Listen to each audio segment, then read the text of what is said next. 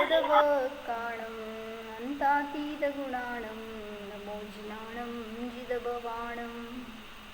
कुंदकुंदाचार्य भगवान की जय।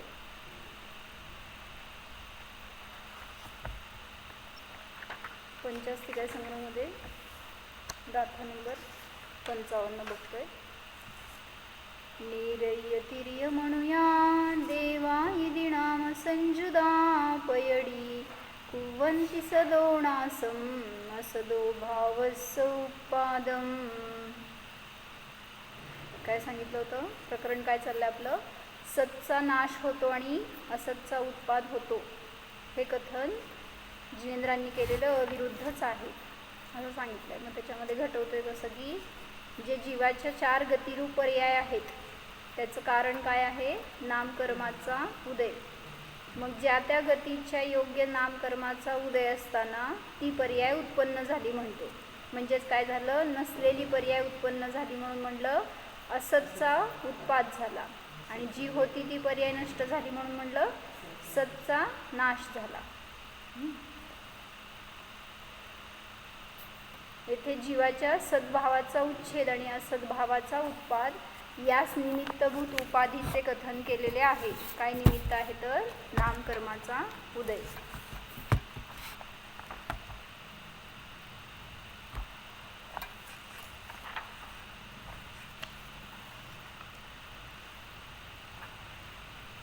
जयसेनाचार्यांची टीका वाचायची होती आपल्याला. नंतर पूर्वसूत्रामध्ये जे जीवाचं उत्पादव्यय स्वरूप सांगितलं त्याचं नरनारकादी गती नामकर्माचा उदय कारण आहे. म्हणजे नरनारकादी गती नामकर्माच्या उदयात जीवाचा उत्पाद आणि व्यय स्वरूप सांगितलेलं आहे असं सांगतात. नारक तिर्यक मनुष्य देवाहा इति नाम संयुक्ताहा. नारक तिर्यंच मनुष्य देव अशा प्रकारे नावाच्या प्रकृती ह्या नामकर्माच्या प्रकृती आहेत. नामकर्म प्रकृतयः कर्तृ कुर्वन्ति. नामकर्माच्या प्रकृती करतात असं आता ते बहिरंगातनं भाषा सांगितली आहे. नामकर्माच्या प्रकृती करता आहेत. ॲक्च्युली तसं करता नाही आहे कोण, पण करता आहेत असं सांगतात. नामकर्माच्या प्रकृती करतात. काय करतात? कोणाला करतात? सतः विद्यमानस्य भावस्य पर्यायस्य नाशम. सत म्हणजे विद्यमान असणाऱ्या भावाचं म्हणजेच पर्यायाचा नाश करतात. कोण कोणाला करताय सांगायला लागलेत? नामकर्मांच्या प्रकृती या मनुष्यादी पर्यायाचा नाश करतात. विद्यमान असणाऱ्या पर्यायाचा नाश करतात. आणि असतः भावस्य पर्यायस्य उत्पत्तीमिती. असत असणाऱ्या भावाचं म्हणजेच द्रव्य म्हणायचं. आता तिथं भाव म्हणजे भाव नाही घ्यायचं. मग पर्याय सहित असणाऱ्या द्रव्याचं किंवा पर्यायाचं उत्पत्ती करतात. काय म्हणाले कळाले का? नामकर्माच्या प्रकृती तर जड आहेत आणि जीव त्याच्या परिणामामध्ये त्याचं कार्य चालू आहे. मग नामकर्म जीवाचं कसं करतं? जड पुद्गल जीवाचं कार्य करू शकतं का? परिणमन करू शकतं का? कसं? पुद्गल जीवाचं परिणमन करू शकतं का? मग आचार्य सांगायला खोटं आहे का? कसं म्हणायचं? नयाच्या अपेक्षेने करू शकतं. कुठल्या नयाच्या अपेक्षेने? कुठलं नाही. नामकर्म प्रकृती जीवाचा उत्पाद व्यय करतात. कुठला नाही? अनुपचरित असद्भूत व्यवहार नाही. का बरं? कारण जड प्रकृतींची चर्चा चालू आहे आणि त्या करतात म्हणलं तर अनुपचरित असद्भूत व्यवहार नाही. आणि जर जीवाचे परिणाम करता आहेत असं म्हटलं तर त्या रूपाने भाव कर्म तर ते काय झालं? उपचरित सद्भूत व्यवहार नाही. मग त्या नामकर्माच्या प्रकृती असतचा उत्पाद करतात असं सांगितलं. मग उदाहरण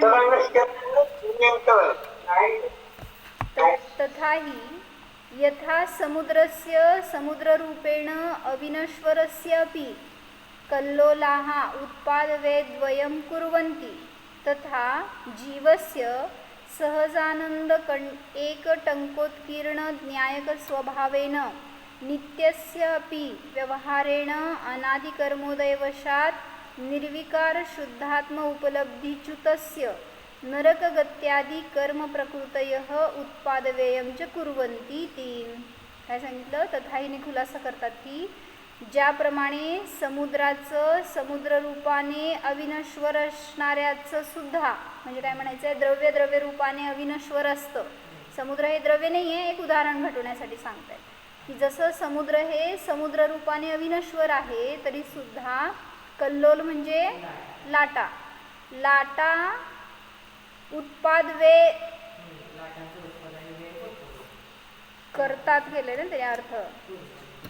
उसी लहरे समुद्र का भी लहरे उत्पादवे दोनों करते. म्हणजे त्या लाटा त्या द्रव्याला उत्पादवे करतात समुद्राचा, असं सांगायचं. काय कळलं? लाटा त्या समुद्राचा उत्पादवे करतात. कथन शैली आहे फक्त वेगळी अशी. करत असतं काय एक द्रव्य म्हणा, गुण म्हणा, पर्याय म्हणा, दुसऱ्याचं काय करू शकत नाही.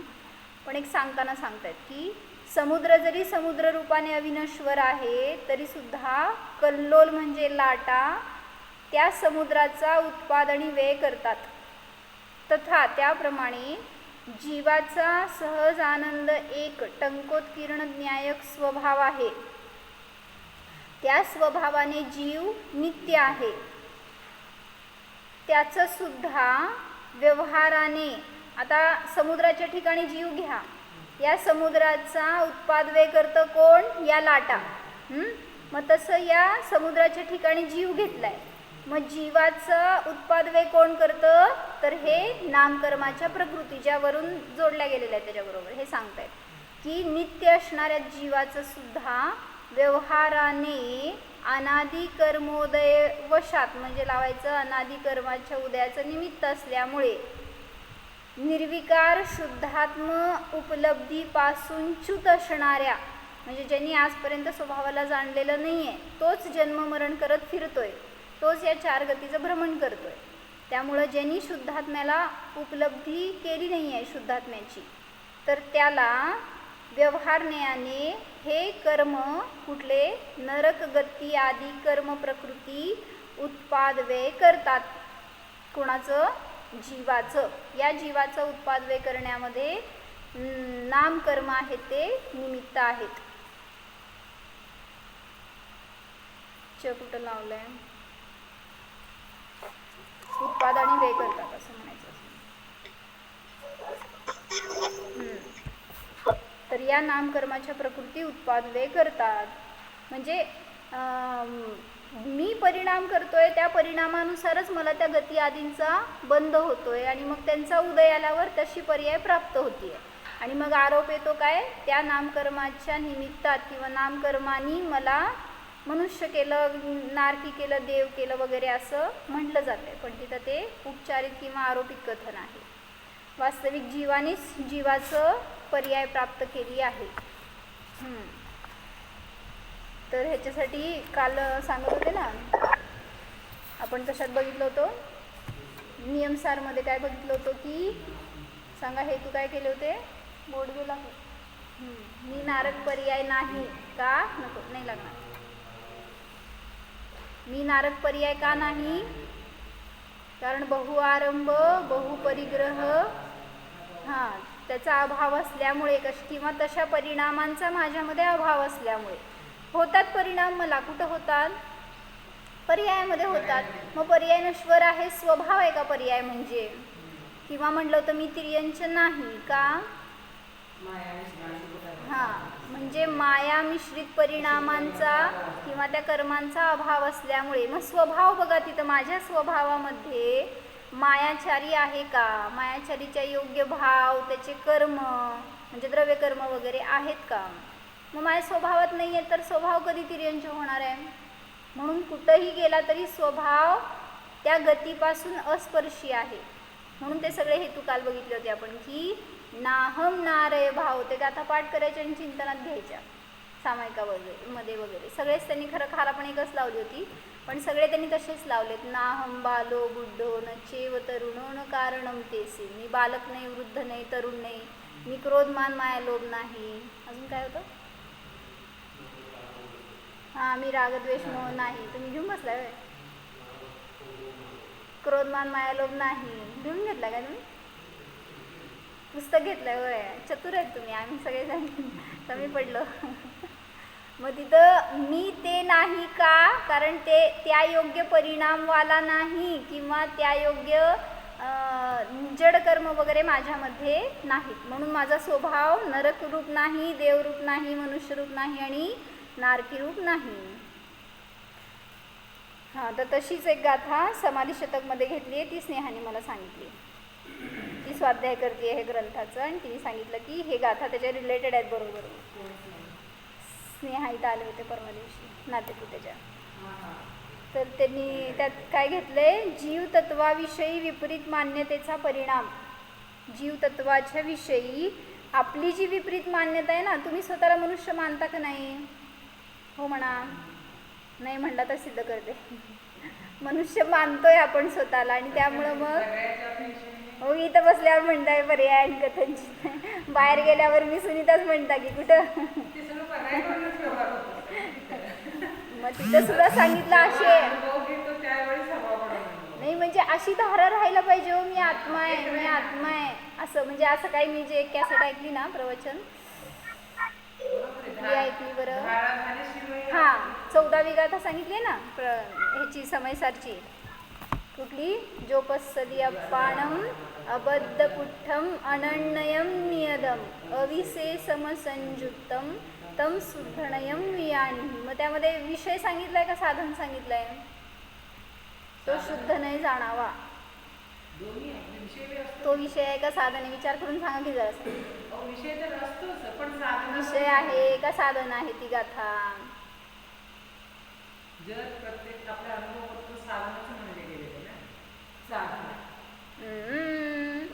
मी अबद्ध, अस्पृष्ट, अनियत. मग तेच सांगायचंय, शुद्ध नयाची पर्याय नसते आत्मानुभूतीमध्ये. म्हणून शुद्ध नाही म्हणजे विषयच सांगितलाय तिथं, साधन सांगितलेलं नाही. म्हणून शुद्ध नाही म्हणलं की लगेच साधनाकडे पळू नका. म्हणून त्याच्याद्वारे सांगितलेला विषय दाखवायचा त्या गाथेच्या द्वारे. मग त्यात त्यांनी कसं घटवलं होतं की म्हणजे त्यांनी जे उदाहरण दिलं होतं त्याच्यावरनं चिंतन छान झालं सामायिकाच्या वेळेस. जितुभाईंचं ह्याच्यात जैन तत्वमीमांसाचं लास्ट प्रवचन आहे, 24 मेचं असेल.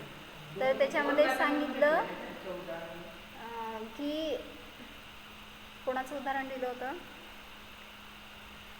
यशोधर मुनींच्या गळ्यामध्ये सैनिकांनी साप टाकला. मग त्यावेळेस तिथं असंयुक्त म्हणजे काय ह्याच्यासाठी खुलासा केला होता. असंयुक्त म्हणजे पर्यायाशी मी एकरूप नाही असं त्या शब्दाचा अर्थ आहे. असंयुक्त मी पर्यायाशी संयुक्त दिसतोय तरी सुद्धा असंयुक्त स्वभावी आहे. मग ह्याचं चिंतन जो करतो ना तो ज्ञानी आहे. मी अविशेष असताना सुद्धा पर्यायामध्ये विशेष आहे किंवा विशेष बनायला जातोय म्हणा. अबद्ध स्पृष्ट या कर्मांशी, शरीराशी, या परिणामांशी, संसाराशी, संयोगाशी बद्ध स्पृष्ट दिसतोय तरी सुद्धा अबद्ध स्पृष्ट कोण पाहतो? तो ज्ञानी. मग त्याच्यामध्ये घेतलं होतं की ते जे यशोधर मुनी होते त्यांच्या गळ्यामध्ये साप टाकला. मग त्यावेळेस त्यांना सांगितलं की उपसर्ग सुरू झाला होता, मुंग्या चावायला लागल्या, 3 दिवस उपसर्ग. मग ते शुद्धोपयोगात होते का शुभोपयोगात होते? आता लगेच असं उत्तर द्यायचं नसतं काकीजी, जरा असं विचार करा की. शुद्धोपयोगात 3 दिवस राहणार का? मग त्यांनी विचारलं तिथं की त्यांना ते मुंग्या चावत होते का नाही? चावत होते की वेदना आहे पण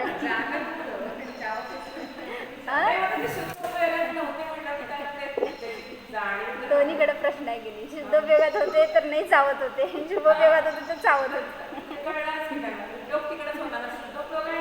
मुंग्यांना कसं कळणार तुम्ही कुठल्या उपयोगात ते चावणार कधी? म्हणजे सांगितलं तिथं त्या मुंग्या तर त्यांचं कार्य करत होत्या आणि त्यावेळेस तिथं ते मुनिराज का स्थिर राहू शकले? कारण ते झुलत होते 6व्यातून 7व्यात, 7व्यातून 6व्यात असे झुलत होते सतत. शुद्धोपयोगातच राहण्याचा त्यांचा म्हणजे आता असंयुक्तताच बघत होते ते. मी या पर्यायापासून असंयुक्त आहे, या शरीरापासून भिन्न आहे, ह्याची सतत धारा चालू राहायची की.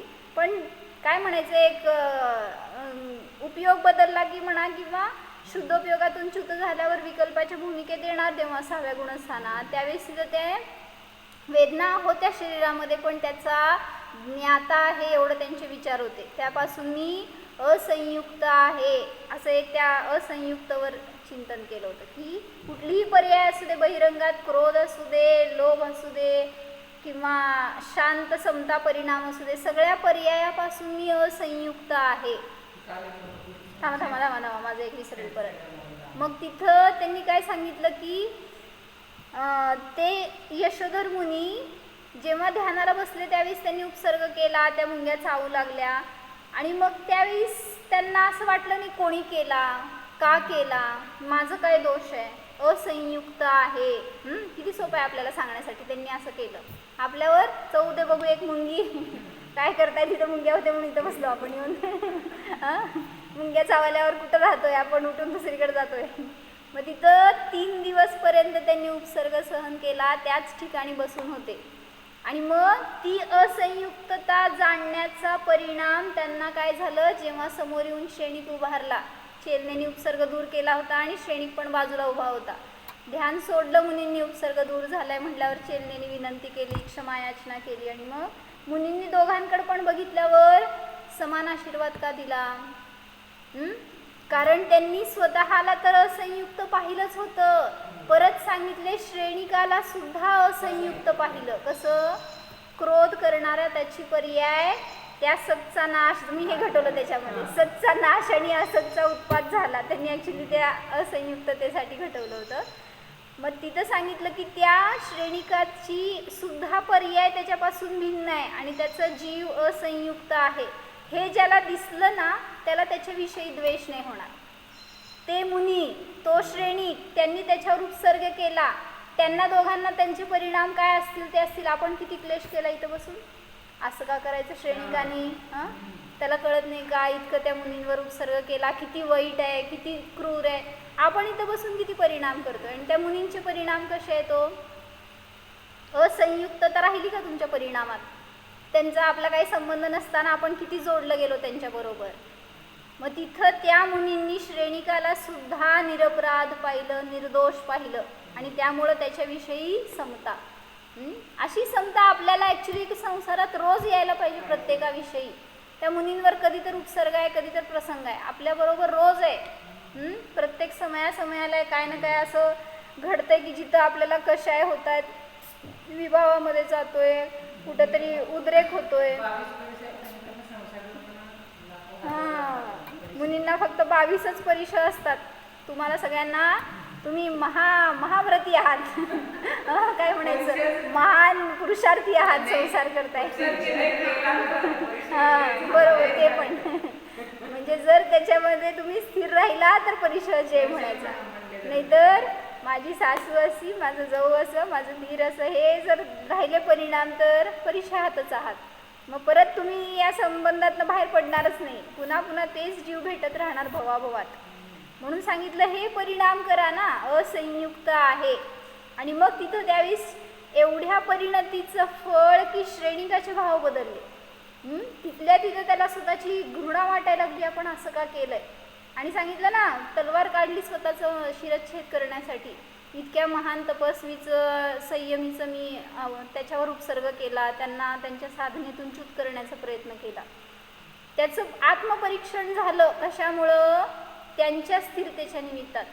समजा त्यांनी क्रोध केला असता, याच्याशी मी बोलणारच नाही आहे, फक्त चेलणीलाच आशीर्वाद दिला असता, किंवा चेलणीला सांगितलं असतं हे किती वाईट आहे, काय झाली असती त्या जीवाची परिणती? या भावात तर फेडलंच होतं. मग त्याच्यात त्यांनी घटवलं होतं. त्यांच्यावर हा उपसर्ग का झाला? कोणावर? यशोधर मुनींवर. त्यांच्या पण कृतपरिणामांचं फळ होतं ना ते. मागच्या भावात काय ना काय केलेलं पाप असणार आहे, त्याचं उदय स्वरूप आज असा संयोग मिळाला, असा उदय भोगावा लागला. आज जर ते अस्थिर झाले असते किंवा कशाही झाले असते त्याच्याविषयी, पुन्हा तेच भोगावं लागलं असतं त्यांना. म्हणून त्यांनी तर निर्जरा केली. आपण आणि श्रेणिकांनी पण जेव्हा त्यांच्या त्यांचं परिणती पाहिली अशी, म्हणजे एक स्थिरता पाहिली त्या मुनींची, किंवा त्यांना आपल्याविषयी द्वेष नाही आहे, क्रोध नाही आहे, एवढं बघितल्यावर सुद्धा स्वतःला पश्चाताप होऊ लागला श्रेणिकाला, आणि मग त्याची परिणती बदलली आणि स्वतःला त्यांनी मारण्याचा प्रयत्न केला. मग तिथं त्या मुनींनी त्याचं स्थितीकरण केलं की असे परिणाम तू करू नकोस, कारण गेली ती पर्याय ते म्हणजे तू नाही आहेस, असं वगैरे सगळं सांगून त्याचं स्थितीकरण केलं आणि त्याला पुन्हा सम्यक्त्वाची देशना दिली. तिथंच त्यांनी प्रतिक्रमण पश्चाताप करून सम्यक दर्शनाची प्राप्ती केली. काय झालं होतं, तुमचं अंतरायकर्म आलं होतं. तर तिथं श्रेणिकांनी सांगितलं आपली परिणती तर बदलली आणि तो सम्यक दर्शनाला प्राप्त झाला. म्हणून असंयुक्तता जर जाणली तर नियमाने त्याचं फळ आपल्याला उत्कृष्ट मिळतं, किंवा आपल्या जीवनात नियमाने शांती, समाधान, सुख येणारच. तर त्याच्यासाठी समाधी शतकमध्ये एक गाथा दाखवली आहे, 8वी आणि 9वी श्लोक आहे. त्याच्यामध्ये जीवतत्वाविषयी जी विपरीत मान्यता करतो ते सांगतायत. काय प्रश्न आहे का? स्मिताताई, जेव्हा आपण ते श्रेणिकाचं वाचतो की त्यांनी मुनींवर उपसर्ग केला, तेव्हा आपल्याला श्रेणिकाबद्दल क्रोध येतो. आपण त्याला म्हणजे मनातल्या मनात का होईना शिव्या देतो, काय मूर्ख माणूस आहे हा. आपल्याला तर मला म्हणा, मला क्रोध येतो म्हणा.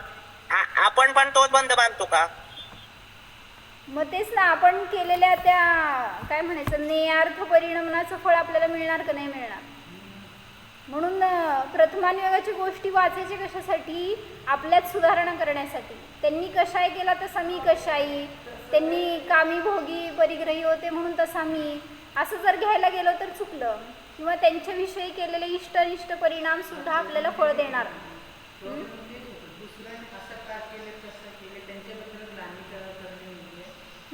म्हणजे न्यायक्रम नाही का, शास्त्र वाचन करताय, स्वाध्याय करताय ना, न्यायकता तुमची वाढायला पाहिजे. ठीक आहे की त्याच्या निमित्तामध्ये तुम्ही परीक्षण कराल स्वतःचं, किंवा त्या झालेल्या घटनेचा आपण समोर एक व्हिडिओ तयार करतो डोळ्यामध्ये लगेच, पण ते बघून आपले परिणाम विचलित व्हायला नको आहेत. म्हणून कोणाला क्रोधीमानी लोभी म्हणायला जाऊ नका. रावण कसा होता, म्हणजे मला असं वाटतं की नेहमी श्रेणिकाची गोष्ट ऐकताना की ते चैतन्याने म्हणजे बौद्ध ठेवते त्यांना ते काय त्यांना एक पुस्तक केलंच नाही. बरोबर. मग चेलना पण वाईट होती म्हणा, कशाला तसं मग. तिथे एकापेक्षा भाव पण असताना तिथे त्यांना सिद्ध करायचे होते. पण असे म्हणजे उपसर्ग केला की नाही केला, चेलनेने बौद्ध गुरूंवर केला ती चांगली, आणि श्रेणिकाने तुमच्या गुरूंवर केला की तो वाईट, असं का? मग पार्शालिटी झाली. हा म्हणजे तिथं सांगायचंय आपण न्यायकता नाही ठेवली ना की हे फळ भोगावं लागणार आहे आपल्याला. म्हणून न्यायकता ठेवा आणि सगळा ऐका वाचा. उपायाने ही परीक्षा करू शकतो असं कसं काय केली, म्हणजे त्यांना जेवणामध्येच ते घातले ते, असं कधी करायला जाऊ नका असं सांगायचंय स्टोरीमधून. रावण कसा होता हो, चांगला होता का वाईट होता? प्रश्न पडला का काय? ज्याला कोणाला तुम्ही वाईट म्हणायला जाताय ना, त्याची आज परिणती कशी आहे, तो सुधारलाय किंवा त्यांनी प्रतिक्रमण पश्चाताप केलाय ना, असे भाव आपले होणार नाहीत. कदाचित आपण त्याला वाईट म्हणून आपण क्रोधीमानी होऊ किंवा तशा परिणतीवाले आपण होऊ, पण त्यांनी जे उपस्थापना केली ना, पुन्हा पश्चाताप करून स्वतःची निर्मळता केली ना, तसे आपले परिणाम होणार नाहीत कदाचित. म्हणून सांगितलं कुठल्याही गोष्टीला ऐकून विचलित होऊ नका, स्थिरतेने ग्रहण करा. कोणत्याही ज्ञानाला तुम्ही तुच्छ असे शब्द वापरतो. मान्य आहे म्हणजे केवळ ज्ञानाचं पुढं कोणत्याही ज्ञान उंच नाही, पण तो महान आहे, उंच आहे म्हणा, पण बाकीच्या ज्ञानाला तुच्छ शब्द वापरू नका.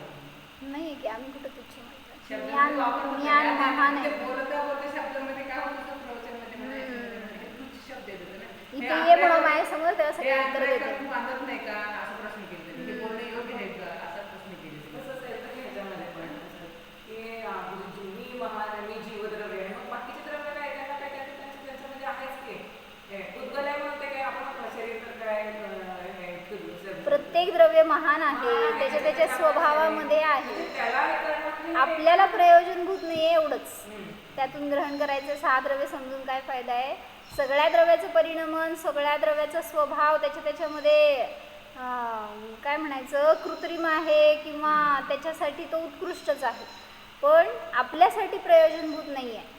जसं सांगितलं अरिहंत सिद्धांचा स्वभाव कसा आहे हो, त्यांची पर्याय आत्ता उत्कृष्ट प्रगट झाली आहे. त्यांच्या स्वभावाचा तुम्हाला किती फायदा आहे, त्यांच्या पर्यायाचा किती फायदा आहे. म्हणजे आपलं द्रव्य शेवटी आपल्यासाठी प्रयोजनभूत आहे, एवढं समजून घ्या.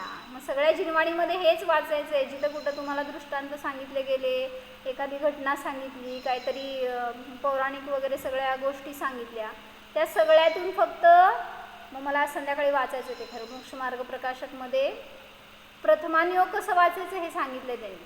म्हणजे कुठं प्रथमानुयोगामध्ये दोष पण सांगतात, म्हणजे कसं म्हणायचं दोष सांगतात म्हणजे प्रथमानुयोगच दोषी दिसतो कधी कधी प्रथमानुयोगच कशाही बनवतो, कधी कामी भोगी बनवतो.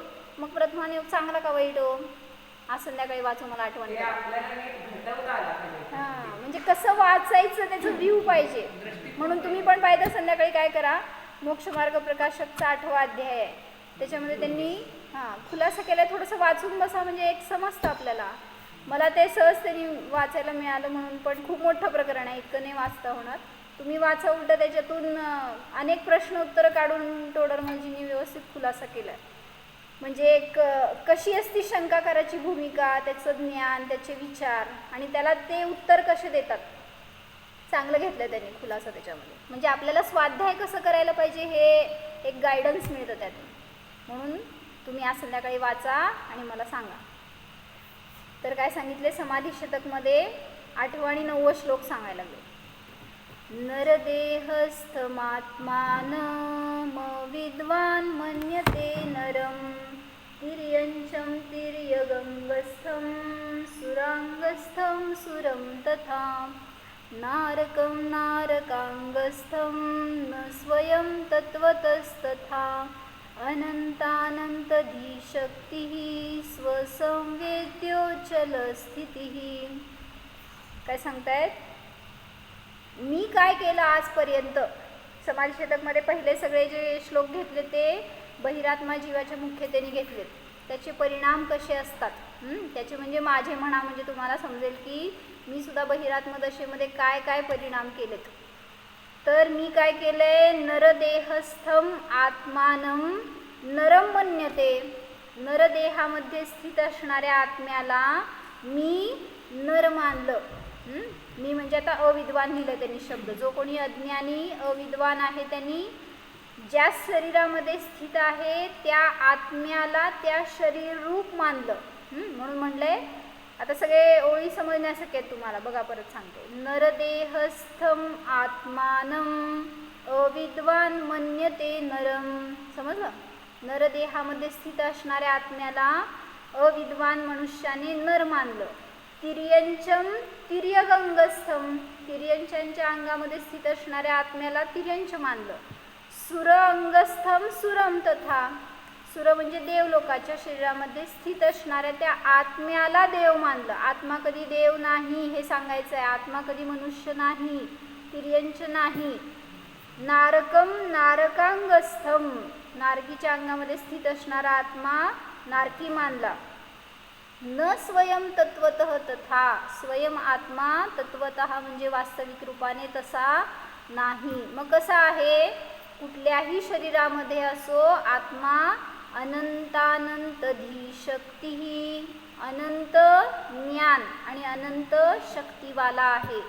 स्वसंवेद्य आहे, अचल स्थितीवाला आहे. म्हणजे कुठल्याही पर्यायात गेला तरी आत्मा स्थिर स्वभावी आहे, ज्ञाता आहे, अनंत ज्ञान आणि अनंत शक्तीवाला आहे. असं वाटतंय का त्या मुंगीच्या शरीरातला आत्मा अनंत शक्तीवाला आहे? त्या काल सांगितलं सगळं, त्या एकेंद्रिय जलकायिक वगैरे जीवांचा आत्मा कसा आहे, आता आलं का नाही, रिअलाइज झालं का नाही त्याची शक्ती किती आहे? तुम्हाला वाटतं की एकेंद्रियात काय शक्ती असेल? दूध उकू आलं म्हणून ते दूध उकू जातात म्हणून हे घेणे जाऊन ते काय करतात, पटकन काय करतात तुम्ही गॅस बंद करतो. ते दुधाचं तुम्हाला काय काळजी आहे? मग तो अग्निकाच्या जीवाचा हत्या केले त्याचं तुम्हाला हे आहे का? मग एकेंद्रियामध्ये शक्ती आहे की नाही? मग ते तर म्हटलं ना, काल राहिलं होतं अर्धवट सांगायचं की त्या नदीमध्ये जे वाहून गेले ना, मग तिथं म्हणलं की काय सांगितलं होतं मी? हां, पूल तुटलेला आणि त्यात जे हे सांगायचं होतं मला त्यात, की ते बसमध्ये बसलेले वगैरे लोक होते. रात्री 12 ते 2च्या दरम्यानची वेळ होती, तर सगळे झोपेत असणार आहेत आणि त्यांना डोळे उघडून कळेपर्यंत आपण कुठं आहे, नाकातोंडात पाणी शिरलं होतं. बसमध्ये बसलेलो, पाण्यात कुठं गेलो हे कुठं कळतंय?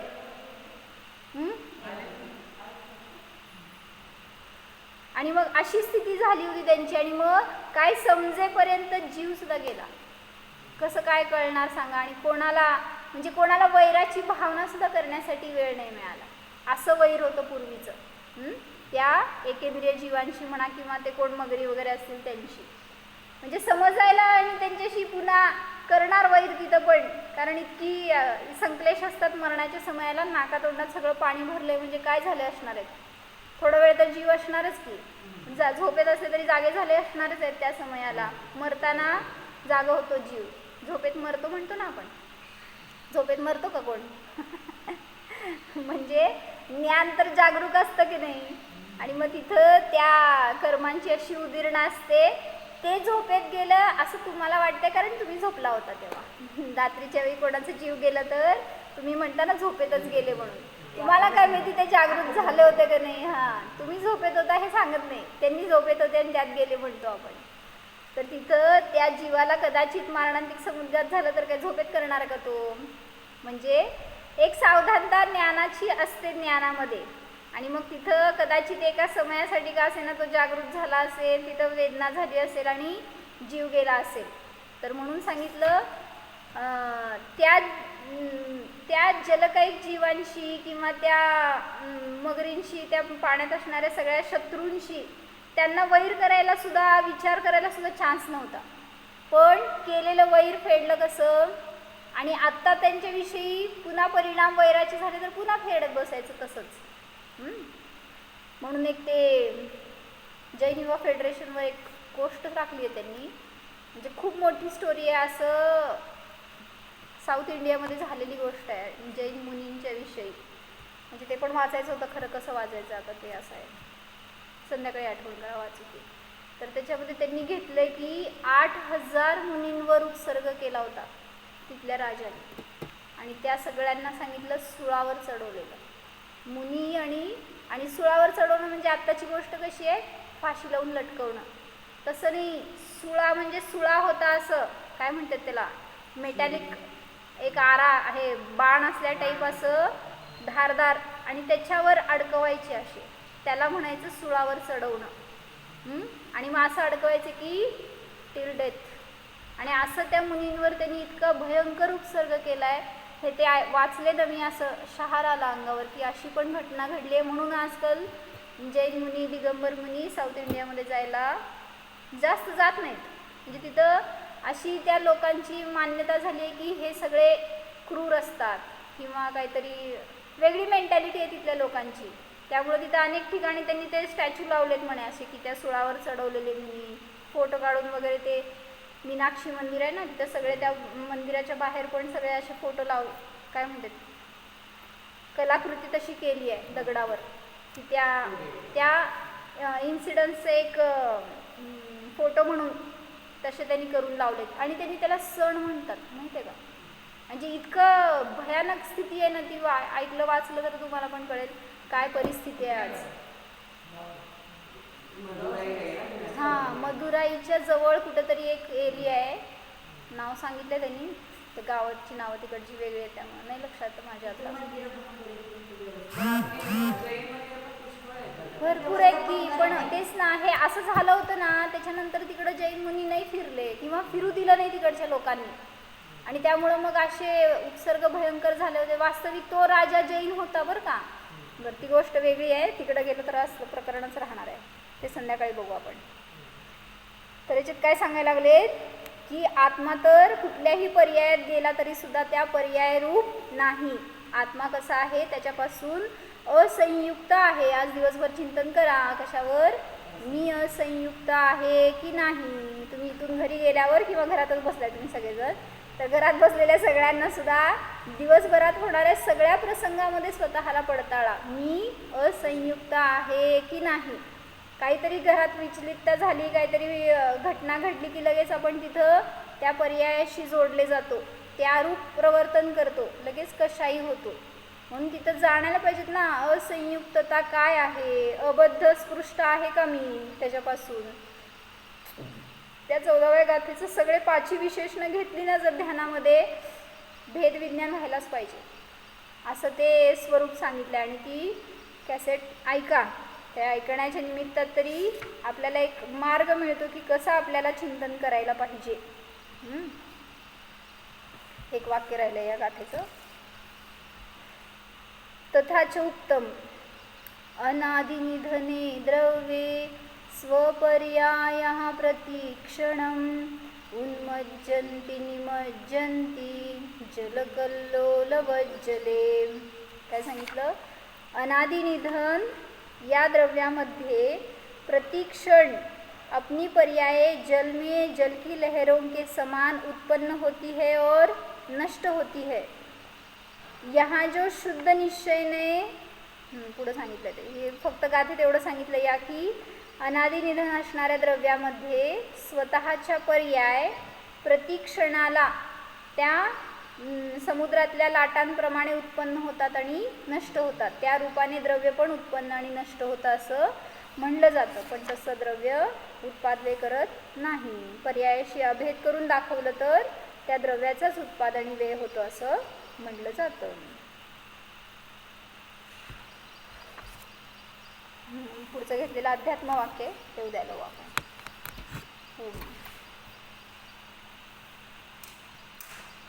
जाणा अनंतानंत ज्ञान शक्तीचा धारक स्वतःच्या जीवद्रव्याला जाणा.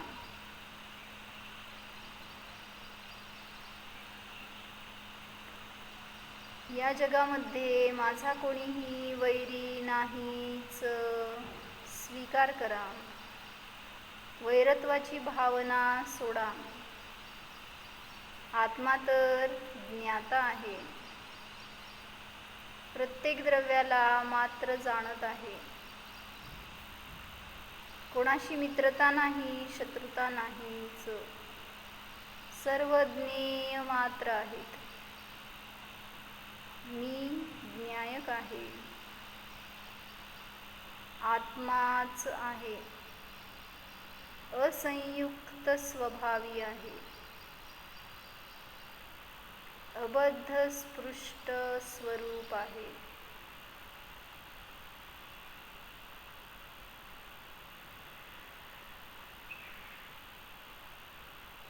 जीवोऽहम्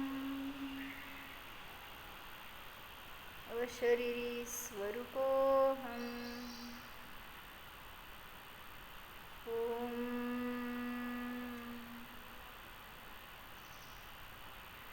विसर्ज. नमो अरिहंताणं.